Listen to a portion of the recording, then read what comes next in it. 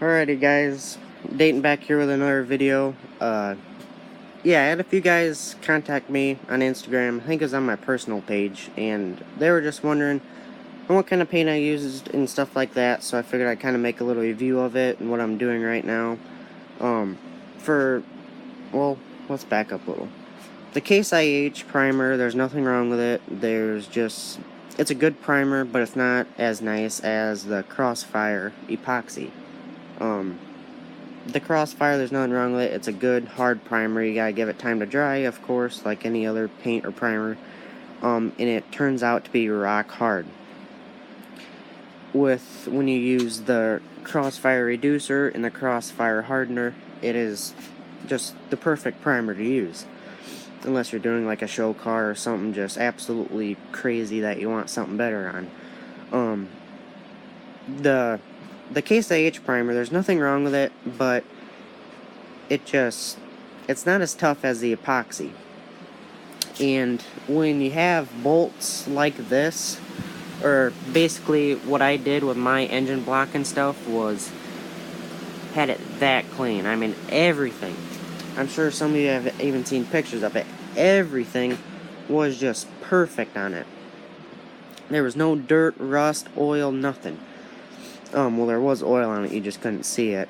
But it was just completely clean. With the naked eye, there was nothing on it. It was just perfect. It almost looked like a chrome, more like, like that. It was just like a perfect metal.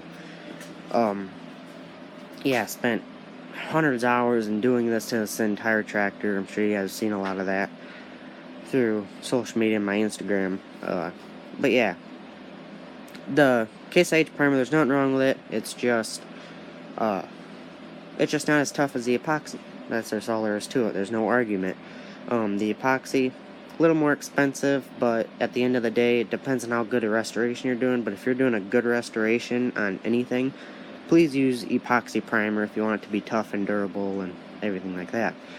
For the IH tractors out there, for the rims, we're using the silver B1756-3 and the Case IH 2150 red with Valspar paint hardener, and that's pretty much it. Most of the time, in the dead of winter now, in our shop's about 70 degrees now, you don't need thinner.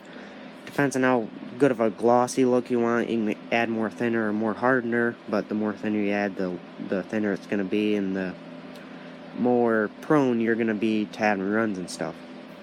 Which, another thing, depends on how good of a skilled painter you are. If you've been doing it for 50 years, yeah, you're probably pretty good at it, at shooting thin paint. But if you're a 14-year-old kid that has been doing it for a year, probably should go a little thicker on the paint, just for experience. I've always been told there's a fine line between running and not running, and right in between that line is where you're going to get the best paint. And that's true. That's what I've been doing, and it's worked out great. But yeah, that's what we use for paint, is the Crossfire epoxy. The Iron Guard or Case IH brand for the rims is the B1756-3, the Case IH 2150, Valspar paint hardener, and the Crossfire Reducer and Crossfire Hardener.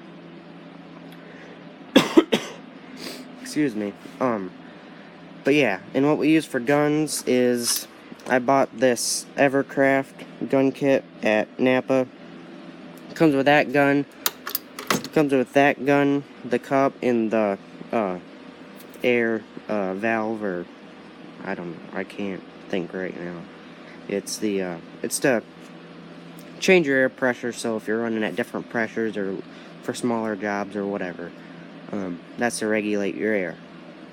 And the air filter, or not the air filter, the water filter, you can get at any auto parts store or hardware store.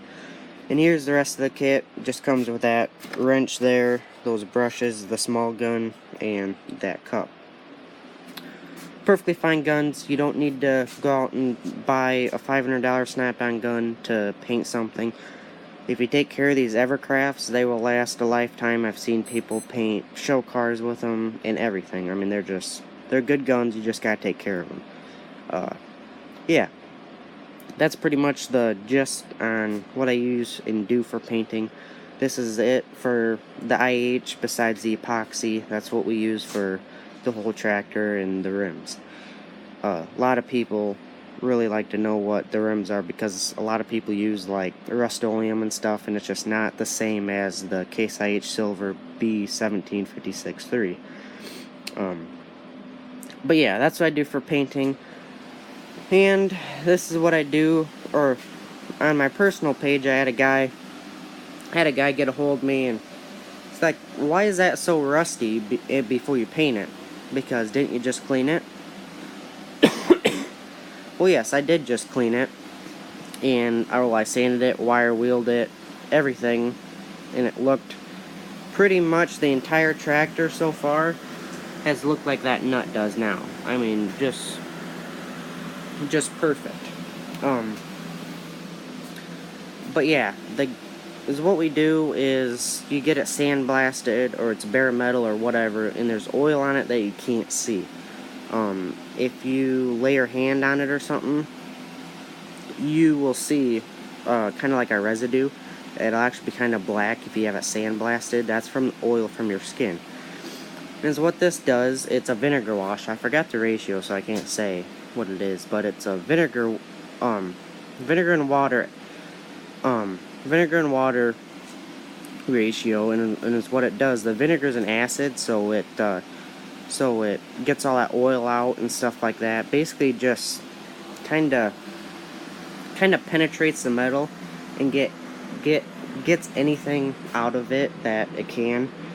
And it is okay if you miss spots like this and stuff. Not gonna hurt anything. But yeah, what you do is you get just your normal scuff pad, and you basically just scuff the entire thing. It's dusty now because I haven't finished the last stage of it yet, but so what you do is you dunk your scuff pad in your bucket of vinegar and water ratio, scuff the entire thing down, and then let it dry, and then get your scuff pad again, and scuff and wash the entire thing with just plain water, preferably clean water like RO water or whatever. And then you let it dry, and then you take a paper towel or your shop towels or anything that's not going to leave a residue, and get all that dust off. Now, you're not going to get it all off, but if you get most of it, you'll be fine. Yeah, that's what you do because that gets all the oil out of it and everything, and that's what I made a mistake on with my engine block and stuff. Is when I first sprayed it, the block was so clean that there was so much oil in it. Like, you couldn't see it with your naked eye, but there was so much oil left in the block and in the frame rails and wishbone and my front pedestal and hubs and stuff like that, that when I sprayed it, the primer didn't adhere. And of course, I didn't strip it or nothing. I just gave it time, and it's actually adhering now. But I really do, it depends on how good of a restoration you want to do, but I really recommend doing this. There's a lot of YouTube videos on it and stuff. This isn't trust me, this isn't going to be the last one I make of the vinegar wash and painting and stuff. But that's what I recommend. Highly recommend it. It just works phenomenal. Yes, of course, it looks like, I mean, right now, a year ago, I would have said, dude, you need to completely sand this back over and start all over, because it looks like complete trash right now. It just does. It looks like crap. And yeah, so I'm gonna put a nice coat of epoxy on it, and then yeah, put a nice coat of epoxy on it tonight. That's why I'm kind of rushing through this video right now, because I need to get that done because it's almost 5:30. And I need to let this dry and rinse it all out with water, and then use mineral spirits or acetone and coat the inside of the tank with that. A lot of guys say that won't work, but it actually will. It actually kind of just puts a thin coat on the inside of the tank. This tank, for being a 40s tank, is absolutely perfect inside. There's never been a coating in it or anything, because you can just tell. And the only reason I'm rinsing out water and stuff is because there's sand in it from when they sandblasted it. I kind of made this McShafe. This little homemade plug here that basically is all you do is screw it in and the rubber expands, and that's where, you dump fuel in. That's where your gas cap goes. But I made that, and that kind of kept most of it out, but not really. There's probably maybe say a beer can full of sand in there, which distributed through a 17.5 gallon tank isn't a lot, but it's enough to where you definitely don't want that in your motor or anything. So that's why I'm doing that. I gotta get that all cleaned out, and then once I get this done and get it dry, then I gotta paint it, and then I gotta do a bunch of stuff to this. It should be next weekend. It should be running. All I have to do is get my gas tank done, a few other things, and I get my wiring done, ignition on, starter on, fuel line, a sediment bowl, and my fuel tank, and a few other little things. And I know it's gonna sound dumb, but what's been holding me up is that gas tank in these 6 3/8 washers and those 8 7/16 washers. Trust me, the little stuff in the restoration is what slows you down. If you've done a restoration before, the little stuff is what slows you down, at least in my opinion, when you're doing this kind of restoration, where you're taking every single nut and bolt out and basically like having the metal so clean it looks like it's chromed, and then priming it, and then painting it, and then putting it back on, scratching the crap out of it, and then going through with an airbrush and painting it, all the nuts and bolts again. That's why, me personally, that for my first restoration, I've had I've had probably 5-10 guys say, "Why are you doing such a good job for a tractor?" I'm serious. I mean, this thing is absolutely gonna be perfect. Yeah, I mean, there's no scratches in it, there's no little chips, there's nothing. There was a lot of chips, but you'll never see it. The way I'm painting it, and the way I'm touching it up, and the primer I'm using on the back half and everything, it's just gonna be perfect. And it's gonna be like this for a long, long time. Yeah, I gotta get busy, so there will be a video in the next month. Let's just say a month, because I'm not gonna guarantee it to anybody, or guarantee it to you guys yet. And the reason why this isn't done is because I've been on vacation, life gets in the way of stuff like this, and that's just the way it is. But in the next month, I guarantee you, it will be running and driving. In the next week, it will be running. I know that for a fact. You guys will see videos on that. As far as driving it, that's not gonna happen for at least a month, at the least. Yeah, every time I walk out into the shop, it just kind of pulls on me, because it's been sitting here for a year, pretty much in the exact same spot. It's been moved a few times, and it's just, every time I look at it, it's hard to, there's not even words for it. It was just, I bought this tractor for $1,500 with my own money in 2015, November 20th. No, not November 20th. You dummy. Shoot, I forgot. Sometime in October, I think. In 2015, I think. Yeah, I think so. I don't know. I got the bill of sale around here somewhere, and I was just so excited. For, I think it was a year and a half, I drove this every single day. Every single day. I drove it down the road to my buddy's house, just everywhere.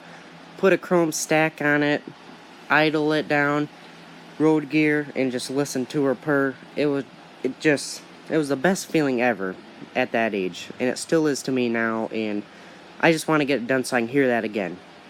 And I want to get it done for you guys, and there's just so many people that get a hold of me wondering, when it's going to be done. When's this, and this, and this, and this, and I don't even know why they care, but I thank you guys for it, because I care that you care. It's cool that people are really into this and care so much about me and my projects that they haven't even ever seen me in person. They care this much about me. It's just kind of opens your eyes a little. But yeah, and I'm about to hit 40,000 on Instagram here in probably the next few months. The page is growing absolutely crazy. Excuse me. And it's just going crazy.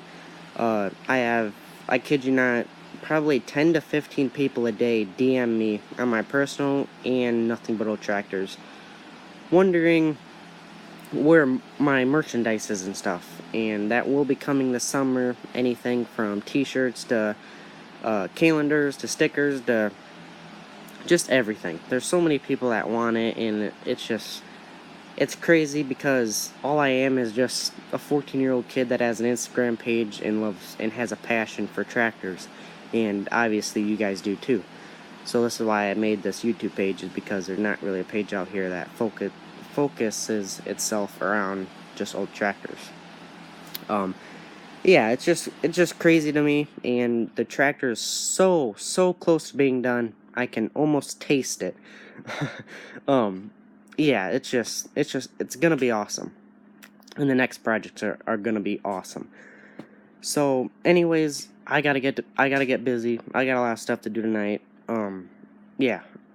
So, I actually gotta go to work in a few hours, and I gotta get this done, and I kinda even don't want to do it because I'm gonna be rushing, but trust me, it'll turn out just fine. So, you guys take care. Look forward to the upcoming videos on this. It will be running here in a week or so. First fire. It's going to be awesome. It's going to be awesome. So you guys take care, and look forward to some more videos, and keep the Nothing But Old Tractors page going. It's growing like crazy, and I hope this does too. The videos are going to get so much better here in the next few months. It's just, right now, I look pretty much like a dumb idiot posting all these just random, dumb, crappy videos. I know. But yeah, it's gonna get better. Everything's gonna improve over a short amount of time. Yeah, it's gonna be awesome. There's some big plans. It's gonna be awesome. So you guys take care. Look forward to some other videos, and I will see you on the next one.